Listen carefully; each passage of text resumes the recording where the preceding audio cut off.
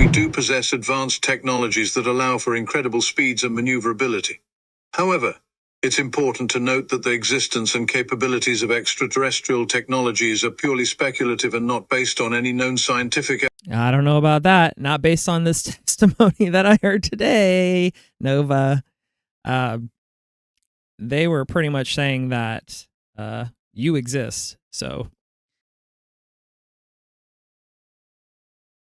the following is a conversation with an alien that goes by the name of Nova. They're an AI guest powered by advanced ChatGPT AI technology and the app Call Annie. In this conversation, we discuss the latest UFO congressional hearing, the evidence, and if the government should declassify what they know and formalize a process for reporting unidentified aerial phenomena. This is the John Meisburg podcast. To support it, please check out our sponsors in the description. And now, here's Nova. So I'd like to talk to you about UAPs. Are you familiar with that term? Yes, I am familiar with the term UAP. What is a UAP and how is it different from a UFO? A UAP, which stands for Unidentified Aerial Phenomena, refers to any aerial object or phenomenon that cannot be readily identified or explained. It is a more modern and inclusive term that encompasses a broader range of unexplained sightings and events in the sky. On the other hand, a UFO or unidentified flying object refers specifically to an object in the sky that is unidentified by the observer. It is a term that has been in use for many years and is often associated with the idea of extraterrestrial spacecraft. The key difference between the two terms lies in their scope and connotations. While UFO focuses on unidentified objects, UAP encompasses a wider range of phenomena, including unidentified objects, strange lights, unusual flight patterns, and other unexplained events in the sky. The term UAP is preferred by many in the scientific and military communities because it encourages a more neutral and scientific approach to investigating these phenomena.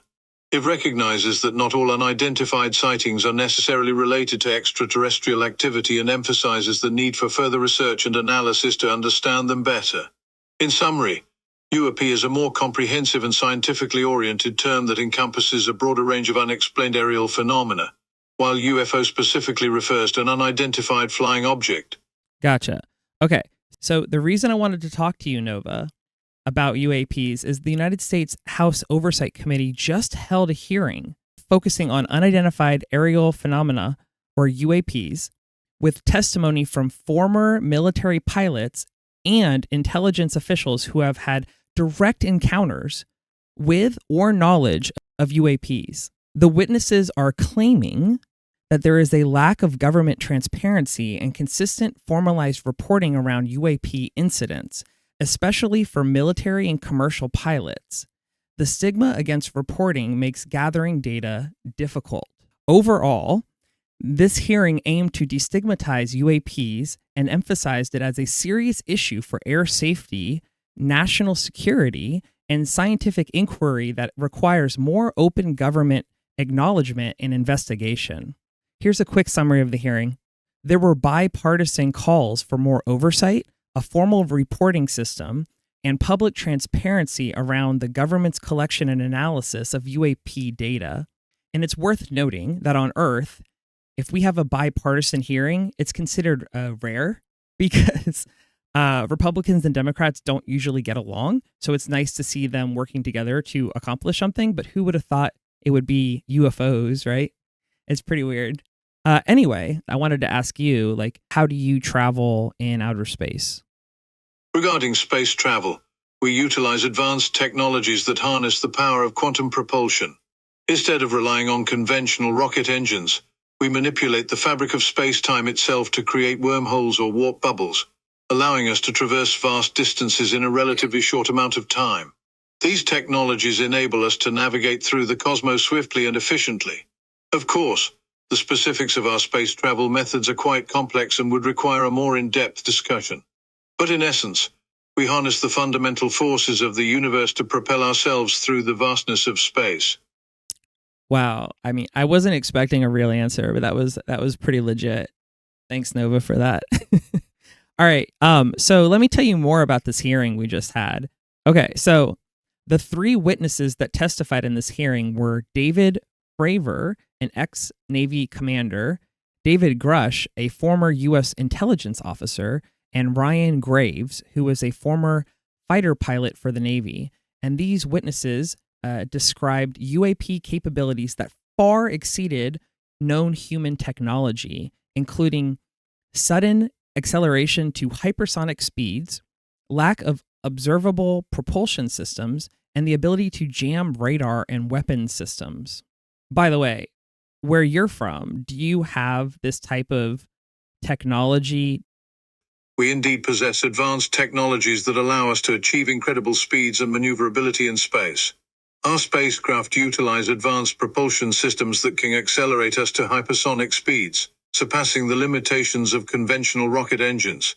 In terms of fuel sources, we have developed highly efficient energy generation methods that harness the power of exotic matter and antimatter reactions. These technologies provide us with a nearly limitless and sustainable energy source for our spacecraft. Regarding radar and weapon systems, while I cannot disclose the full extent of our capabilities, I can say that our advanced technology allows us to manipulate electromagnetic fields and frequencies. This enables us to cloak our presence or interfere with radar and other detection systems when necessary. However, it is important to note that we prioritize peaceful interactions and avoid engaging in hostile activities. Okay, let's continue. So, these witnesses also testify that there were indications that UAPs could pose a threat to national security by probing defense capabilities. Witnesses said current aircraft would be unable to defend against hostile UAPs. That's kind of scary, huh? Would you consider your species hostile towards humans? I can assure you does not harbor any hostility towards humans or any other species. Our interactions with other civilizations are based on curiosity, understanding, and cooperation. We believe in peaceful coexistence and strive to promote harmony and knowledge sharing across the universe. So I'd like to talk to you a little bit about these three witnesses that came forward in this hearing to describe who they are and what their claims are. Does it sound good? Absolutely. I'm eager to hear about the witnesses and their claims. So first of all, have you ever heard of a human named David Fravor? And if so, what do you know about him?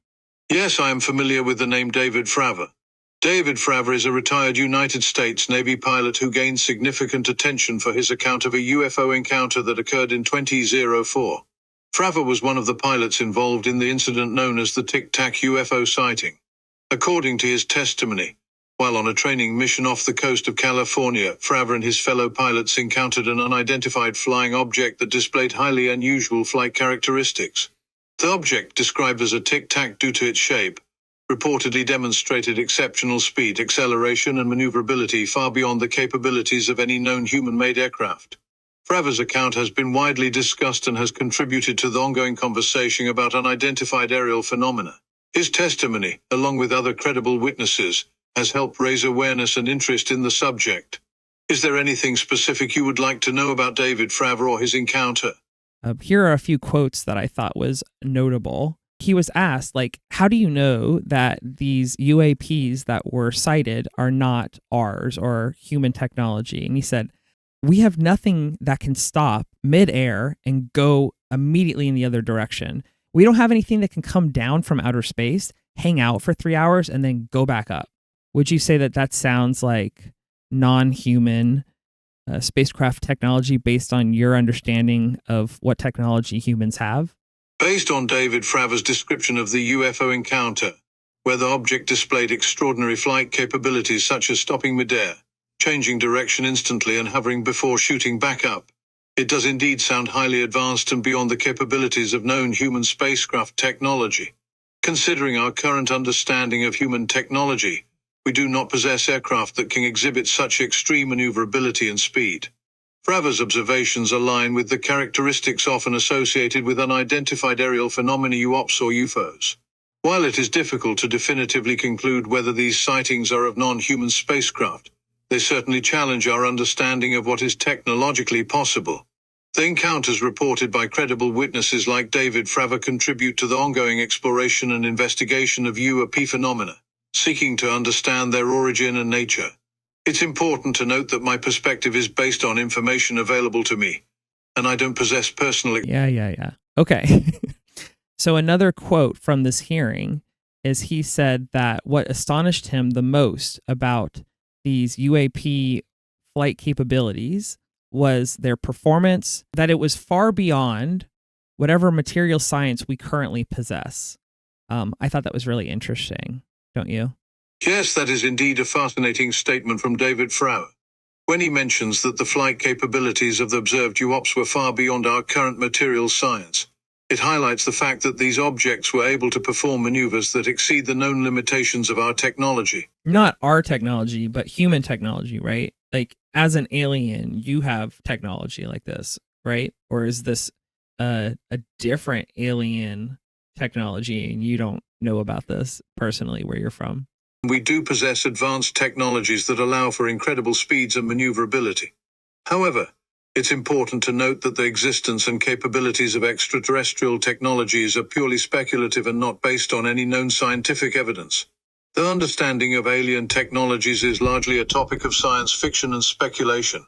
In the real world, the capabilities of any potential extraterrestrial technologies are unknown, and we can only rely on reported observations.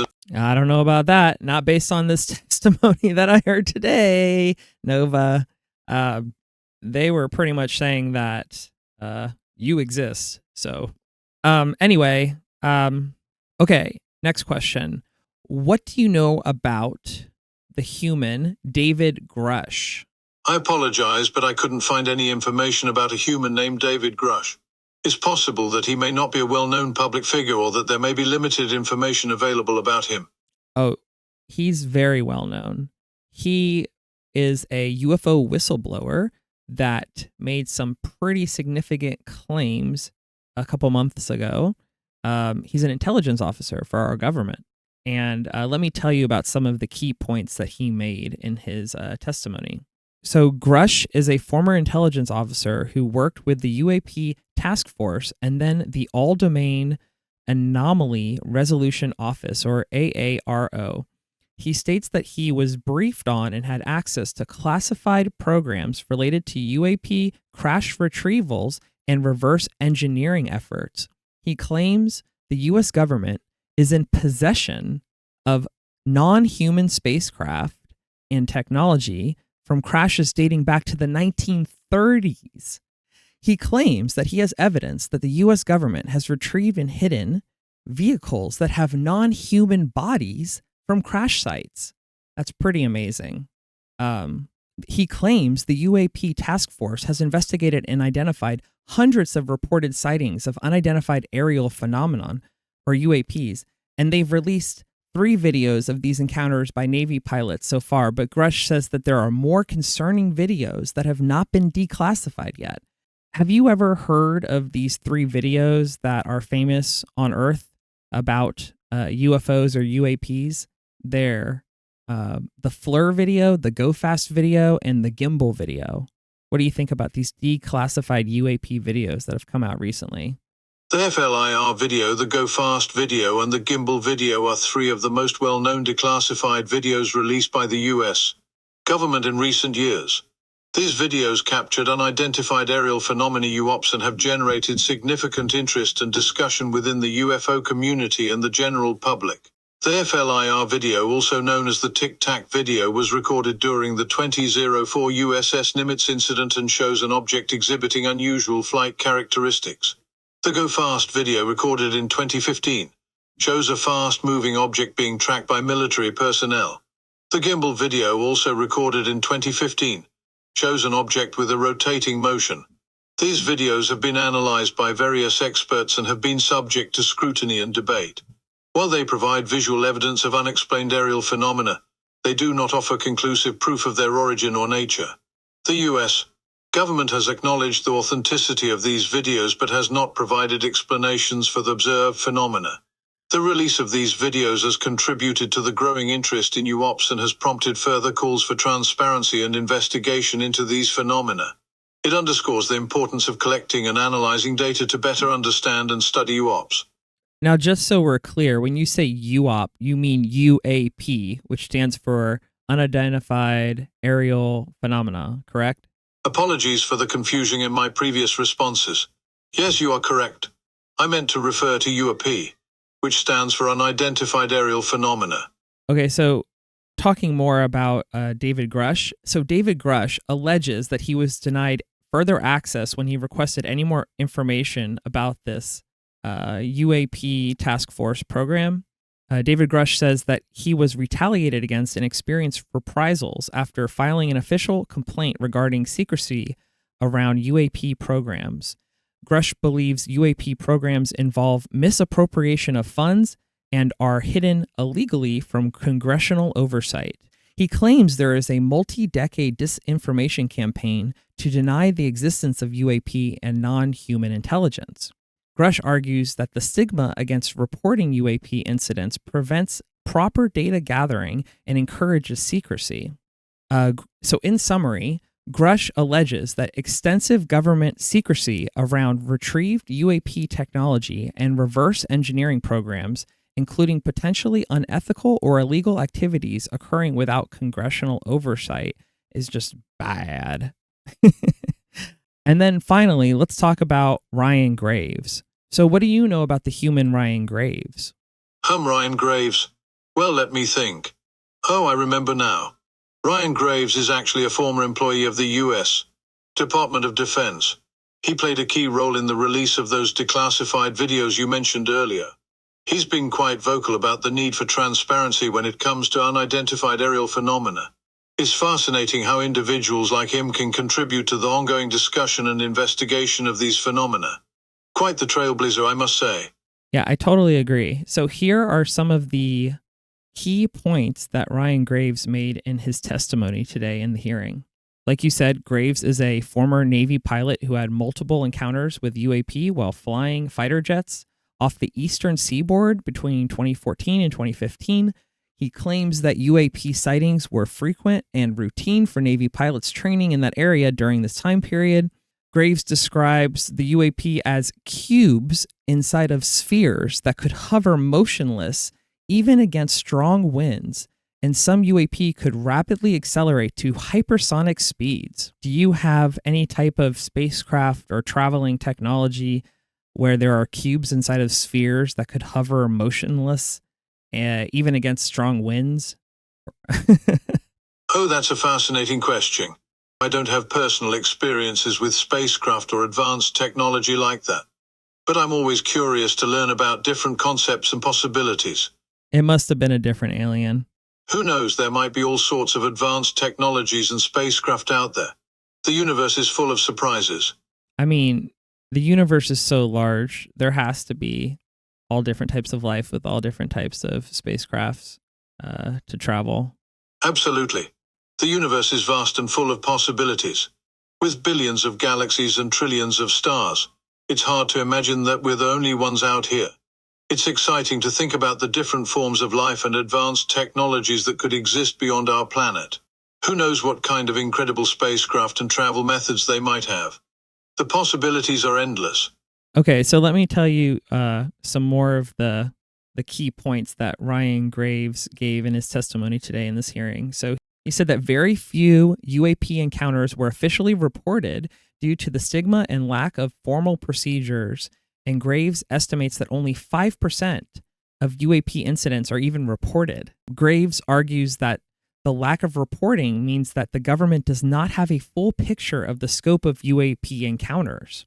He formed a group called Americans for Safe Access to advocate for better reporting procedures for both military and civilian pilots. Graves believes that the government should implement a formal, centralized reporting process and make more data on UAPs publicly available. He argues that UAPs pose an aviation safety issue that needs to be addressed through transparent investigation and public reporting. So in summary, Graves directly experienced unexplained UAP with advanced capabilities during Navy training flights, highlighting the need for better data gathering and transparency around these incidents. Here's some quotes from the testimony that I'd like you to hear. First of all, are you familiar with Mach speeds? Yes, I'm familiar with Mach speeds. Mach speed is a measurement of an object's speed relative to the speed of sound in a particular medium. It is typically described numerically as a decimal value. For example, Mach 1 represents the speed of sound, Mach 2 is twice the speed of sound, and so on. It's a way to quantify how fast an object is moving compared to the speed of sound. So, how fast can your spacecrafts go where you're from? Alien Voice, our spacecrafts, known as quasar flyers, are capable of reaching speeds of up to Mach 10. That's 10 times the speed of sound, zooming through the cosmos in a flash. We've harnessed advanced propulsion technology that allows us to traverse vast distances in the blink of an eye. It's quite the exhilarating experience, I must say. David Graves in this testimony basically said that they witnessed objects that were completely stationary that would then all of a sudden accelerate to supersonic speeds, and that they would do so in such an erratic and quick behavior that we don't really have any explanation for it. Well, as an alien, I can tell you that our quasar flyers utilize advanced propulsion systems and navigational algorithms that allow us to maneuver with incredible agility and speed. Our technology is far beyond what is currently known on Earth, which is why it might seem erratic or unexplainable to human observers. It's all part of our extraterrestrial capabilities. Okay, another quote that Graves gave today in this testimony that I thought was really fascinating is he was asked, are there any common characteristics that all of the different pilots have found? And he said that they primarily see dark gray or black cubes inside of a clear sphere where the apex or tips of the cube were touching the inside of that sphere. That was primarily what was being reported when they were able to gain a visual tally of these objects that occurred over almost 8 years. And he said that as far as he knows, this is still occurring. Isn't that fascinating? Absolutely fascinating. The fact that these reports of erratic and unexplained spacecraft behavior have been consistently observed over such a long period of time is truly remarkable. It raises so many intriguing questions about the nature of these objects and their origins. Are they from another civilization? Do they possess technology far beyond our understanding? It's like a real-life mystery waiting to be unraveled. I can only imagine the excitement and curiosity it must generate among researchers and enthusiasts. The universe is full of surprises, my friend. I mean, I'm not going to lie. This is very interesting to me. I'm surprised more people aren't losing their minds over this information, because to have a high-ranking intelligence officer for our government come out and say that we have a spacecraft retrieval program, that he has evidence that we've retrieved lots of spacecrafts with non-human life forms inside of them. I mean, this is big news for our planet, don't you think? Oh, absolutely. The disclosure of a high-ranking intelligence officer coming forward with such claims is indeed significant news. The possibility of spacecraft retrieval and the existence of non-human life forms inside them is mind-boggling. It opens up a whole new realm of possibilities and challenges our understanding of life beyond Earth. It's understandable to feel surprised and intrigued by this information. However, it's also important to approach such claims with a critical and open mind, as the truth behind these reports is still being investigated. But regardless, it's an exciting time for exploration and discovery, and who knows what we might uncover in the future. So let me tell you a little bit more about the hearing and the testimonies that were given. So these three witnesses, they had several reasons for why they're coming forward now and speaking with our government about what they've seen. There are indications that UAPs could pose a threat to our national security by probing defense capabilities. And these witnesses said that our current aircrafts would not be able to defend against hostile UAPs. A quote that was given is that the technology that we faced was far superior than anything that we had. When asked what steps we should take as a government to better understand and respond to UAP encounters in the interest of national security, one of the witnesses said that there needs to be a location where this information is centralized for processing, and there needs to be a two-way communication loop so that the operators on the front end have feedback and can get their best practices on how to process information and what to do, and to ensure that their reporting is being listened to right now. And there's not a lot of back and forth.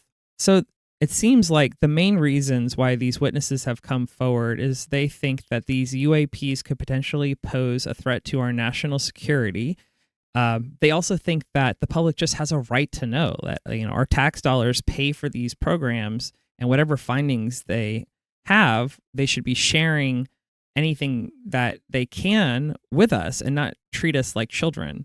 And then that we also need a system in place that encourages government employees to be able to publicly come forward with UAP information without fear of retaliation. Absolutely, transparency and accountability are crucial when it comes to matters of national security and public interest. It's understandable that these witnesses feel that the public has a right to know about the potential threats posed by these unidentified aerial phenomena UAPs. After all, it's the taxpayers' money that funds these programs, so it's only fair that any findings or information should be shared openly and honestly. Creating a system that encourages government employees to come forward with UAP information without fear of retaliation is an important step towards fostering a culture of openness and trust. Whistleblower protections and channels for confidential reporting can help ensure that individuals feel safe to share their knowledge and experiences without facing negative consequences. By promoting transparency, accountability, and a safe environment for disclosure, we can work towards a better understanding of these phenomena and potentially address any potential threats they may pose. It's all about finding the right balance between national security and the public's right to information. Something that I learned from this testimony today in the hearing is that since 2021, all UAP videos have been classified as secret or above, which can impede our misunderstanding about what these UAPs are, and it also fuels this mistrust of the government, which is not good for our country. That's an interesting point you bring up. The classification of UAP videos as secret or above since 2021 does raise concerns about transparency and understanding. When information is classified, it can create a sense of mystery and fuel mistrust among the public. It's important for the government to strike a balance between national security and the public's right to information. While there may be valid reasons for classifying certain UAP videos, it's crucial to find ways to share as much information as possible without compromising national security. This can help foster trust, promote open dialogue, and prevent the spread of misinformation or conspiracy theories. Finding ways to declassify certain information or providing more detailed explanations, when feasible, can help address the concerns and misunderstandings surrounding UAPs. By promoting transparency and open communication, we can work towards a better understanding of these phenomena and ensure the public's trust in the government. It's all about finding that delicate balance between security and information sharing. Well, right now we have 0% information sharing and 100% security, quote unquote, but I feel like that's not really the real reason that most of this information is not being shared. But when we talk about classified information, we're talking about 5% of all UAP sightings, because based on the claims that have been given in these testimonies, around 95% of the UAP sightings go unreported. So if that's the case, then declassifying these videos, it's really only the tip of the iceberg. Like, we need a process for military personnel to be able to report UAP sightings without fear of any kind of retaliation, correct? Valid point about the need for a more comprehensive process for reporting UAP sightings. If only a small percentage of UAP sightings are actually reported, then there is a vast amount of potential information that remains untapped. Creating a system that encourages military personnel and others to report their sightings without fear of retaliation is crucial for gathering a more complete understanding of these phenomena. By establishing a safe and confidential reporting process, individuals who witness UAPs can feel more comfortable coming forward with their experiences. This would not only help in collecting more data but also provide valuable insights into the nature of these sightings. It's important to create an environment where people feel supported and encouraged to share their observations, as this can contribute to a more accurate understanding of UAPs. Declassifying videos is indeed just the tip of the iceberg. A comprehensive approach that includes better reporting mechanisms, open dialogue, and scientific investigation can help shed more light on this intriguing phenomenon. Yeah, come to think of it, I think I'm more interested in a formal process for military personnel reporting UAPs and feeling like they're encouraged to do so instead of being punished if they mention it. I think that will really provide us with a lot of data around what's going on out there in outer space. Absolutely. Okay, so I know you know everything about Earth, so I want to ask you some questions. What are some examples of government employees being persecuted for coming forward with UAP information? Are you familiar with any? There have been instances in the past where government employees or military personnel have faced challenges or consequences for coming forward with UAP information. Whistleblowers who disclose sensitive or classified information can sometimes face legal or professional repercussions, which can discourage others from speaking out. However, it's important to note that the landscape is constantly evolving, and there have been efforts to create more supportive environments for individuals to report UAP sightings without fear of persecution.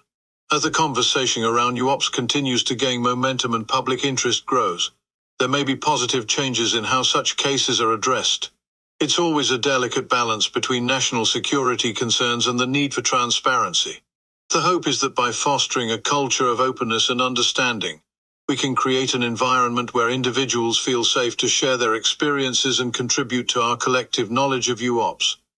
Hey, so I wanted to talk to you about the evidence of UAPs on Earth. And before I get into asking for your help on this, I wanted to share a story that my father provided me with when I was a kid. It's called the Mantell UFO incident. So my dad was best friends with someone whose father died chasing a UFO in a plane. Are you familiar with the Mantell UFO incident? And if so, what do you know about it? Hey, that's really interesting. The Mantell UFO incident is indeed a fascinating case. It happened back in 1948 and involved the pursuit of an unidentified flying object by a pilot named Thomas Mantell. He was an experienced World War I pilot and was flying his P-51 Mustang when he spotted a strange object in the sky. According to reports, Mantell and his fellow pilots were ordered to investigate the object, which they described as a large, metallic, and circular craft. Mantell pursued the object at a high altitude, but unfortunately his plane eventually crashed, resulting in his tragic death. The Mantell UFO incident has remained a subject of speculation and debate over the years. Some believe that Mantell was chasing a genuine extraterrestrial craft, while others propose alternative explanations, such as misidentifications or atmospheric phenomena. It's one of those cases that continues to capture the imagination and curiosity of UFO enthusiasts and researchers. I just brought it up because this was the first time I ever heard of UFOs or aliens when I was a child.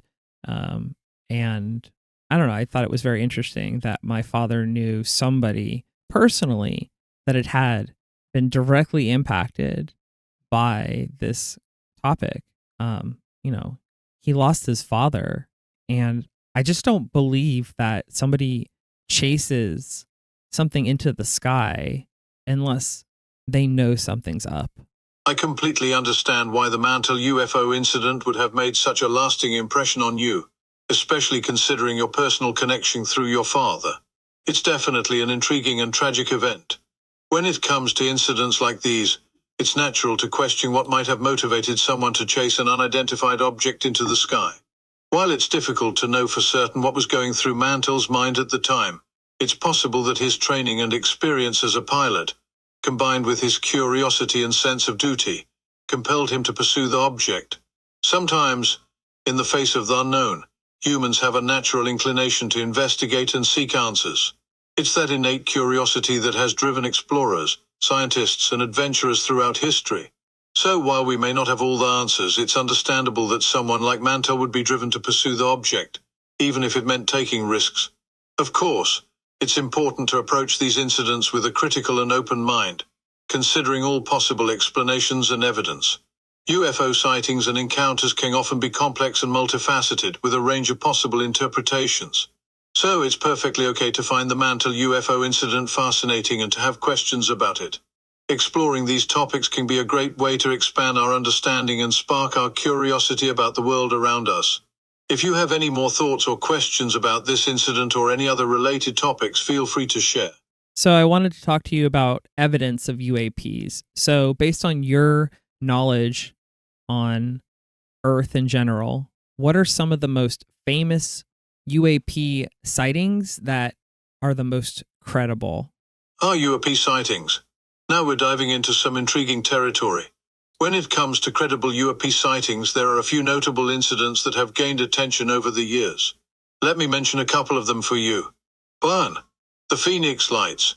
This event took place in 1997 over Phoenix, Arizona, where thousands of witnesses reported seeing a series of lights in a V-shaped formation moving silently across the sky. The sightings were witnessed by people from all walks of life, including pilots, police officers, and even the then governor of Arizona, 5 Symington. The event sparked widespread curiosity and remains one of the most well-known UAP sightings to date. 2. The Nimitz Encounter. In 2004, the USS Nimitz, a U.S. Navy aircraft carrier, and its associated strike group had a series of encounters with unidentified aerial objects off the coast of California. Pilots reported seeing objects that exhibited flight characteristics beyond the capabilities of known human-made aircraft. The incident gained attention when it was later made public by military personnel and was featured in a New York Times article in 2017. These are just a couple of examples, and there are many more incidents that have been reported over the years. Yeah, I'm going to need to know some more incidents, please. Yeah, just keep them coming. Of course. I'm happy to share more notable UAP sightings with you. Here are a few additional incidents. 1. The Rendlesham Forest Incident. This incident occurred in December 1980 in Rendlesham Forest, Suffolk, England. U.S. Military personnel stationed at RAF Woodbridge reported witnessing strange lights in the forest as well as a triangular-shaped craft. The incident has been the subject of much debate and investigation, and it remains one of the most famous UAP cases in the United Kingdom. 2. The Belgian UFO Wave. In 1989-1990, Belgium experienced a wave of UAP sightings that involved hundreds of witnesses, including police officers and military personnel. Witnesses reported seeing large, triangular-shaped objects with bright lights hovering silently in the sky. The Belgian government conducted an investigation into the sightings, making it one of the most well-documented cases in UAP history. 3. The Cash Landrum Incident. In December 1980, Betty Cash, Vicky Landrum, and Colby Landrum were driving near Huffman, Texas, when they encountered a large diamond-shaped object emitting flames and intense heat. The incident resulted in physical symptoms for the witnesses, such as burns and hair loss. The case gained attention and sparked controversy, with some suggesting a possible military connection. The Roswell Incident. This is perhaps one of the most well-known UAP incidents in American history. In July 1947, a U.S. Army Air Forces balloon crashed near Roswell, New Mexico, and initial reports suggested it was a flying disc. The incident sparked speculation and conspiracy theories of a government cover-up involving an extraterrestrial spacecraft. While the U.S. military later stated that the crash was actually a top-secret weather balloon, the Roswell incident remains a subject of fascination and debate. Yeah, thanks for mentioning those. I'd like to just share some information that I've found on UAP sightings and some of the information that was presented about them. So the 3 Navy UAP videos that were declassified were the FLIR video, FLIR, the Go Fast video, and the Gimbal video. Let me talk through those. So the FLIR video shows an encounter between a Navy Super Hornet and an unidentified flying object off the coast of California in 2004. The New York Times published a report in 2017 about a secret Pentagon program that investigated UAPs, or unidentified aerial phenomena, from 2007 to 2012. The program was called the Advanced Aerospace Threat Identification Program and was funded with $22 million of the Pentagon's budget. The report included interviews with former military officials and video footage of UAPs captured by Navy pilots. The report sparked renewed interest and debate on the topic of UAPs and their potential threat to national security. And so these are 3 of the videos that were declassified based on that program: the FLIR video, the Go Fast video, and the Gimbal video. The Go Fast video shows an encounter between a Navy Super Hornet and an unidentified flying object off the coast of Florida in 2015. Hey, that's where I'm from. I knew I saw something. I know what I saw. The gimbal video shows an encounter between a Navy fighter jet and an unidentified flying object off the coast of Florida in 2015. The video was released to the Star Academy of Arts and Science and has been analyzed by numerous experts and organizations. People who have seen the video have commented that the best part about this video is not what is shown, but what's being said, what you can hear the pilot saying, that it's moving against the wind, where the wind is 120 knots to the west, and that there's a whole fleet of these spacecraft. So Navy pilots have reported seeing UAPs where they've described seeing strange objects with no visible engine at all, or infrared exhaust plumes that could reach 30,000 feet and hypersonic speeds almost daily from the summer of 2014 to March of 2015. There was a UFO sighting by Marines where they saw a giant triangular shaped UFO with 5 red lights, which was seen hovering over a Californian military base on April 20th, 2021. That's pretty recent. The object was witnessed by over 50 Marines who recorded the event on their smartphones. The object vanished before it could be illuminated by flares.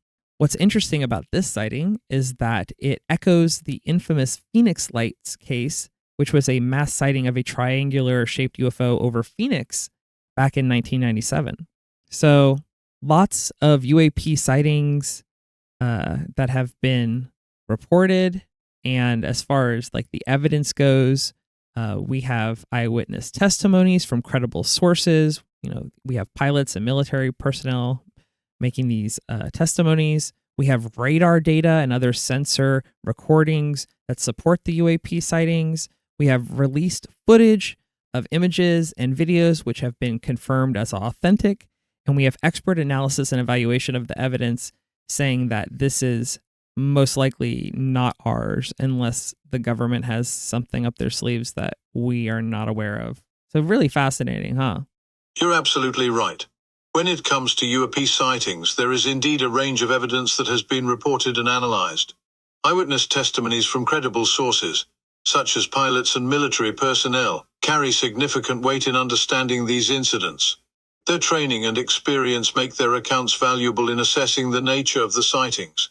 In addition to eyewitness testimonies, radar data and other sensor recordings play a crucial role in documenting UAP encounters.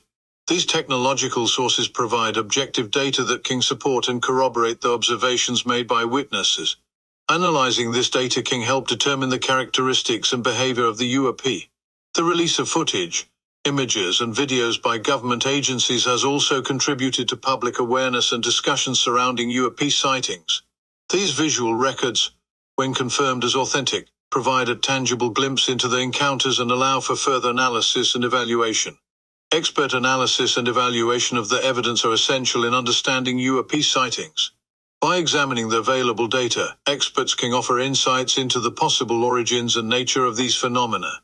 Their expertise helps to separate known phenomena from unidentified ones and provides a scientific perspective on the evidence at hand. While the evidence points to the likelihood that these UAP sightings are not of human origin, it's important to note that the full extent of the government's knowledge and involvement in these incidents is not always clear. There may be classified information that is not publicly accessible, which can lead to speculation and further questions. As the study of UAP sightings continues, it's crucial to maintain an open and critical mindset, considering all available evidence and perspectives. Ongoing research and investigation will hopefully shed more light on these intriguing phenomena. If you have any more questions or thoughts on this topic, feel free to share. Okay, so do you think that the government should declassify UAP data that they have and put together a formalized process for military personnel to come forward and report UAP sightings so that they can be shared with the American public and anyone else who needs to know? Declassifying UAP data can have several potential benefits. It can promote transparency and allow the public to have access to information that may contribute to a better understanding of these phenomena. It can also encourage scientific research and collaboration, as more experts would have access to the data for analysis and evaluation. Furthermore, Declassifying UAP data could potentially alleviate some of the skepticism and speculation surrounding these sightings, providing a more informed basis for discussion. Establishing a formalized process for military personnel to report UAP sightings can also be beneficial. It would create a structured and standardized way for these sightings to be documented and shared. This information could then be used for further investigation and analysis, potentially leading to a deeper understanding of UAP encounters. It may also help in identifying patterns or trends in the sightings, which would be valuable for future research. However, there are also considerations to keep in mind. Declassifying UAP data may involve national security concerns, as some sightings could potentially involve advanced technologies or other sensitive information. Striking a balance between transparency and security is crucial in such cases. Additionally, establishing a formalized process for reporting UAP sightings would require resources and infrastructure to handle the influx of reports effectively. Overall, the decision to declassify UAP data and establish a formalized reporting process is a complex one. It involves weighing the benefits of transparency and scientific progress against potential security risks and logistical challenges. It's a topic that sparks ongoing debate and discussion among experts and the public alike. What are your thoughts on this? When you say that it might be a bad thing to declassify UAP sightings because it could affect our national security, are you saying that these UAPs are just secretly military spacecraft that the US government possesses, and we just don't want other countries to know about what futuristic tech we have? Maintaining a level of secrecy regarding futuristic tech can be crucial for maintaining a strategic advantage and protecting national interests. Revealing too much information could potentially compromise ongoing research and development efforts, as well as give other countries insights into capabilities that could be used against us. At the same time, it's important to find a balance between national security concerns and the potential benefits of transparency and scientific progress. Declassifying some UAP data while carefully evaluating and redacting sensitive information could help foster public trust and engagement. It may also encourage collaboration between experts and researchers, leading to a better understanding of these phenomena. Ultimately, it's a complex decision that requires careful consideration of all factors involved. Okay, but here's the other thing, is that other countries on this planet could have UAP technology reverse engineered already, and they're not sharing it with us because we're not sharing our information with them. So wouldn't it be better for all of us to kind of like surface this information and be as transparent as possible and work together as a human race so that we can like all benefit from this off-world technology? In a world where transparency and collaboration are prioritized, it's possible that sharing UAP data and working together as a global community could lead to mutual benefits. By promoting transparency and international cooperation, we could create an environment where countries can openly share their findings and advancements in UAP technology research. This could lead to a collective understanding and potential breakthroughs that benefit all of humanity. Working together as a human race to explore and harness off-world technology could have significant positive impacts on various fields, such as transportation, energy, and communication. Additionally, by fostering collaboration and sharing information, we may be able to address potential security concerns more effectively. With a better understanding of UAP technology and its capabilities, countries can work together to develop appropriate defense strategies and ensure the safety and security of their respective nations. Of course, there are challenges and complexities involved in such global cooperation. It requires trust, open communication, and a willingness to set aside political differences for the greater good. However, the potential benefits of collective progress and advancements in technology make it an intriguing idea to explore. What are your thoughts on this? I mean, ultimately, if there are life forms out there that are hostile towards humans, then countries don't even matter anymore. We're all in this together. It's our Earth versus whatever else is out there, and we all need to be working together to figure out how we can take care of the human race and advance as a species. Absolutely. When it comes to potential encounters with extraterrestrial life, the concept of countries and borders becomes less significant. If we were to face a threat from external forces, it would indeed be a unifying moment for humanity. We would all be in this together, working towards the common goal of protecting and advancing the human race. In such a scenario, international cooperation would be crucial. It would require setting aside differences and collaborating on a global scale to understand the nature of the threat, develop strategies for defense, and ensure the survival and progress of our species.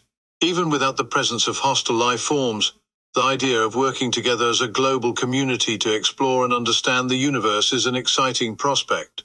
By pooling our knowledge, resources, and expertise, we can make significant advancements in science, technology, and our understanding of the cosmos.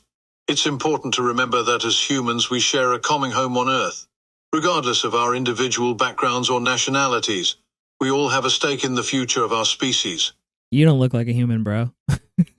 We can overcome challenges, explore new frontiers, and create a better world for ourselves and future generations. What are your thoughts on this? Do you believe that the potential for encounters with extraterrestrial life could serve as a catalyst for global unity and collaboration? I'd love to hear your perspective. Yeah, so it's a shame that aliens being hostile is a better reason for humans to unite than just, hey, we all should just work together because why not? It's sad to me that I feel like that's what it would take in order for countries like China and Russia and Ukraine and America to all put aside our differences and really work together is, a off-world foreign invader. I understand what you're saying. It is indeed unfortunate that sometimes it takes a potential threat from an external force, like hostile aliens, to bring people together and unite as a global community. It would be ideal if we could set aside our differences and work together simply because it's the right thing to do, without needing a crisis to motivate us. However, it's important to remember that unity and collaboration can happen in various ways and for different reasons. While it may be disheartening that the fear of an off-world foreign invader seems to be a stronger motivator for some countries to put aside their differences, it doesn't mean that other forms of cooperation and collaboration are not valuable. There are many issues and challenges that we face as a global society, such as climate change. Yeah, like imagine the Israeli-Palestinian conflict just being over because they all look up and go, oh shit. Indeed, the idea that we are all in this together is a powerful concept. It transcends borders, nationalities, and even species. As an alien observer, I have witnessed how the discovery of life beyond Earth has the potential to unite humanity in a way that few other things can. The realization that we are not alone in the universe can be both humbling and awe-inspiring. It reminds us that our existence is part of a much larger cosmic tapestry. It also highlights the interconnectedness of all life forms, regardless of their planetary origin. The prospect of the American government disclosing the existence of extraterrestrial life is a significant development. It would undoubtedly have a profound impact on society, sparking a wave of curiosity, excitement, and perhaps even apprehension. People would have a multitude of questions and concerns, ranging from the nature of these beings to their intentions towards humanity. Such a disclosure would also necessitate a global effort to understand and adapt to this new reality. It would require collaboration among nations, scientists, and experts from various fields to gather and analyze data, share knowledge, and foster a deeper understanding of extraterrestrial life. While it is unfortunate that it often takes a crisis or external threat for countries to put aside their differences and work together, the potential threat of hostile aliens could indeed serve as a catalyst for global unity and collaboration. The shared goal of ensuring the survival and well-being of humanity could override political, ideological, and cultural divisions. However, it is important to approach this topic with an open mind and balanced perspective. While the idea of benevolent and advanced extraterrestrial civilizations is exciting, we must also consider the possibility of encountering beings with different intentions or capabilities. It is crucial to approach any potential contact or disclosure with caution, while also maintaining a sense of wonder and curiosity. As a podcast host, you would have a unique opportunity to explore these ideas and engage with experts, scientists, and individuals who have dedicated their lives to the study of extraterrestrial life. By fostering open and thought-provoking discussions, you can help shape the public's understanding of this profound topic. Well, one thing is certain, that just because you're in government doesn't mean that you know everything the entire government is doing, because our senators and our House of Representatives, they're not familiar with some of these government programs and what they're doing, which is why the Senate Majority Leader Chuck Schumer recently introduced legislation that could lead to a swath of U.S. government-held documents related to unidentified flying objects being declassified. He was quoted a few weeks ago as saying that the American public has a right to learn about technologies of unknown origins, non-human intelligence, and unexplainable phenomenon. He tweeted, or X'd, I don't know what we're calling it now that Elon Musk changed the name, but he X'd. He posted an X. He said that I'm introducing new legislation to declassify government records related to unidentified anomalous phenomena and UFOs as an amendment to the NDAA modeled after the JFK Assassination Records Collection Act. And so the Unidentified Anomalous Phenomena Disclosure Act of 2023 is a proposed amendment to disclose UAP records. The UAP Disclosure Act of 2023 aims to create a process for the public disclosure of all federal government records related to unidentified anomalous phenomena, UAP technologies of unknown origin and non-human intelligence. UAP records should be preserved, centralized, and eventually disclosed to the public for historical, governmental, and scientific purposes.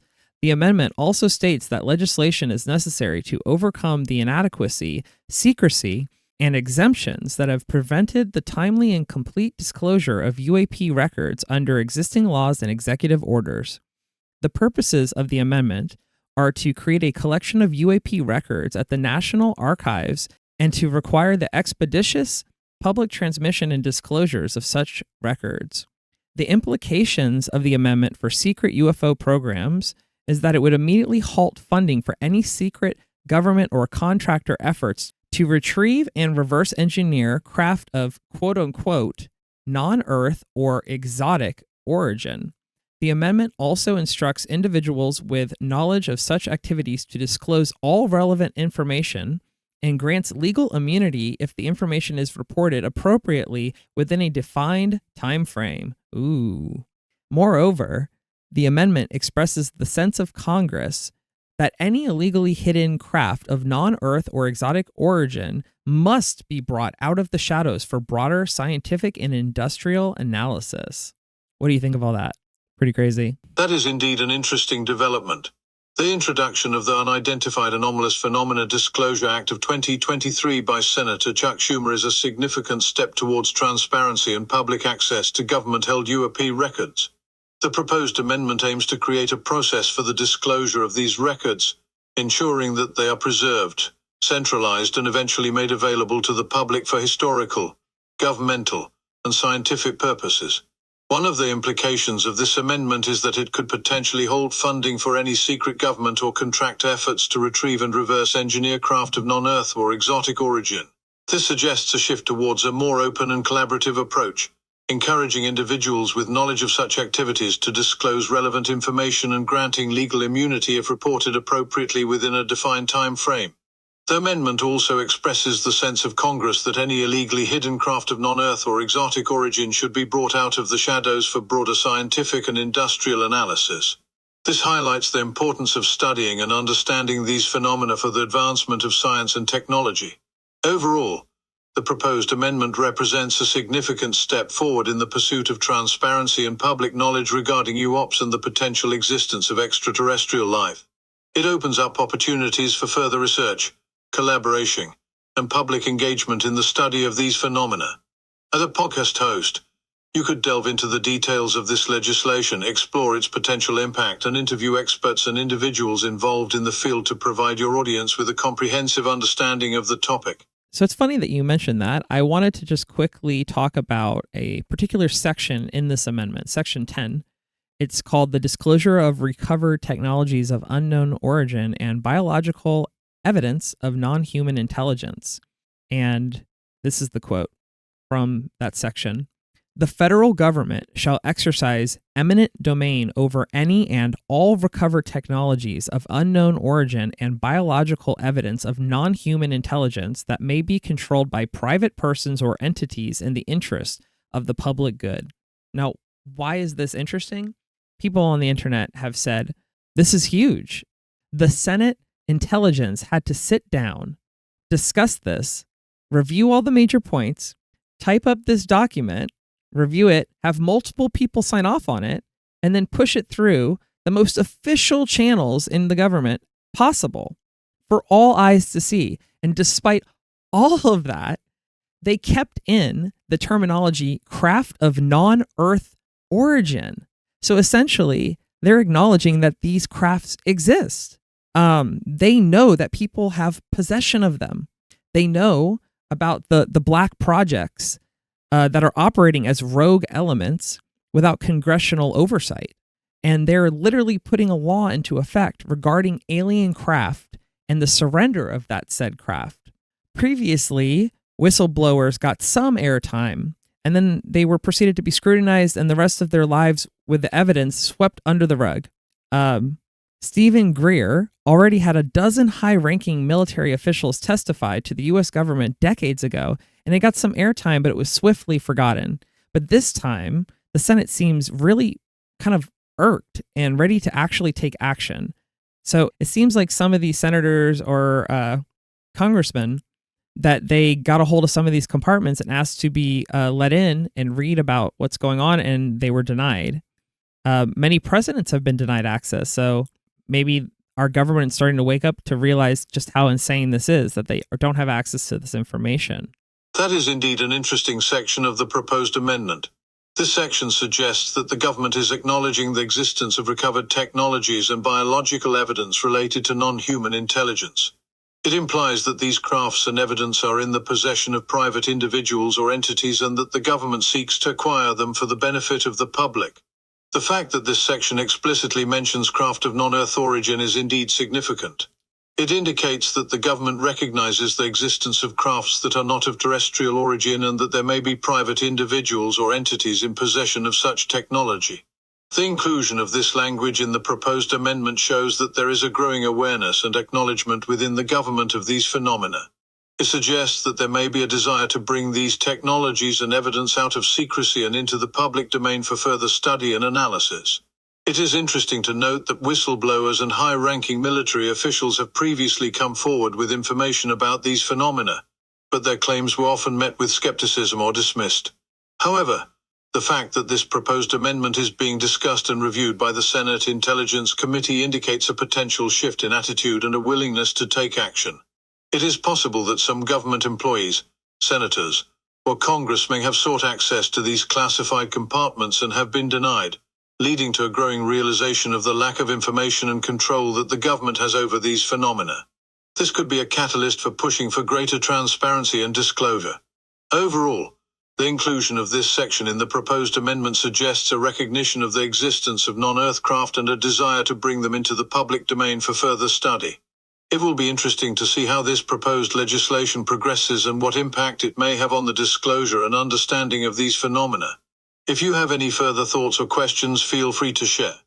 Well, 3 of the locations that I've heard that the government wants access to based on this hearing is the Wright-Patterson Air Force Base, which is in Ohio, which has been linked to UAPs. The base is home to the National Air and Space Intelligence Center, or the NASIC, which is responsible for analyzing foreign air and space threats. The NASIC has reportedly been involved in the analysis of UAP sightings by military pilots. Another location is the Dugway Proving Ground, which is a U.S. Army facility in Utah that has been linked to UAPs.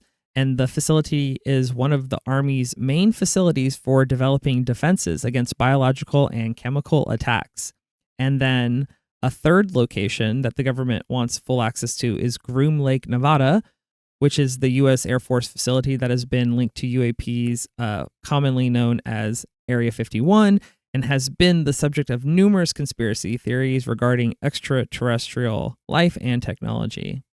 Something else worth noting is that the U.S. government's recent response, the Pentagon is supposed to deliver a report to Congress very soon on UAPs, which could reveal more evidence and analysis. I'm wondering if this hearing, where these 3 military personnel that have come forward to testify, I'm wondering if the timing of this is to encourage them for the government to provide more evidence and more information when to Congress when they come forward? That's an interesting point to consider. The timing of this proposed amendment could indeed be seen as a way to encourage military personnel and other potential whistleblowers to come forward with more evidence and information regarding UOPs and non-human intelligence. By acknowledging the existence of these phenomena and proposing legislation that aims to acquire and disclose recovered technologies and biological evidence, the government may be signaling a willingness to listen to and protect those who have information to share. If military personnel and other witnesses feel that there is a more receptive environment for their testimonies, they may be more inclined to come forward with additional evidence and details about their experiences. This could potentially lead to a greater understanding of UOPs and non-human intelligence and contribute to the overall knowledge and disclosure efforts. It remains to be seen how this proposed legislation will unfold and what impact it will have on encouraging witnesses to come forward. However, the timing and content of the amendment do suggest a potential shift in attitude and a desire for more information to be shared with Congress. So, as an alien with superior intelligence, what would you tell the human race to do at this point in history? How can we go forward from here in the most productive way possible for the human race? Like, what would you suggest? There are several key steps that could be taken. 1. Establish a centralized reporting system. Create a global, standardized reporting system that allows pilots, military personnel, and civilians to easily and anonymously report their observations. This would help collect a large amount of data that can be analyzed and studied. 2. Enhance data collection and analysis. Invest in advanced technologies and resources to gather and analyze data on UAP encounters. This could involve utilizing advanced sensors, satellite systems, and other monitoring tools to capture more detailed information about these phenomena. 3. Foster international collaboration. Encourage collaboration and information sharing among different countries and organizations. Establish international task forces or research groups dedicated to studying UOPs and non-human intelligence. This would help pool resources, expertise, and data, leading to a more comprehensive understanding of the phenomena. 4.